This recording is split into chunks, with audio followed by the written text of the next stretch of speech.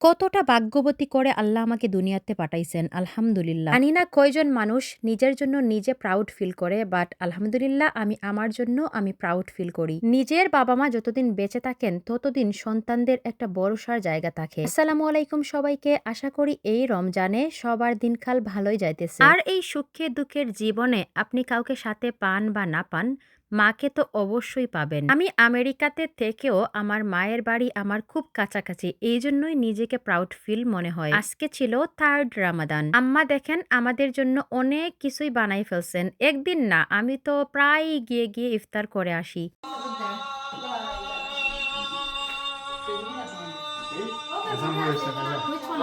ভাবছিলাম একটু আগেভাগেই যাব, আম্মুকে একটু হেল্প করব, বাট ইদানিং আসলে আমার কোনো কিছুইতে কোনো কিছু হচ্ছে না। তারপরও অনেক আয়োজন কিন্তু আম্মা করেন, এক্সট্রা করে টেক কেয়ার করেন। আমি বেগুন ভাজা খেতে এত পছন্দ করি, আম্মা অনেক বেগুন ভাজা করছেন। নর্মালি যখন আমি বাসায় ইফতার করি তখন কিন্তু খুবই সিম্পল ভাবেই করি, আর দাওয়াতে গেলে সেটা তো ডিফারেন্ট। আমার একটু প্রেশারের প্রবলেম দেখে আম্মা লেবুর শরবত করে রাখছেন। আসলে সন্তান যেমনই হোক না কেন, মায়ের কেয়ারটা এক্সট্রা থাকবেই থাকবে। আর মায়ের কাছে যতটা দাবি করা যায় পৃথিবীর কারো কাছেই এত দাবি করা যায় না। এই তো আমার হাজবেন্ডের জন্য শুধুমাত্র স্পেসিফিকলি ওর জন্যই আম্মা হচ্ছে কাঁচা ছানা বানাইছেন। আর কিন্তু আমরা কেউই কাঁচা ছানা লাইক করি না।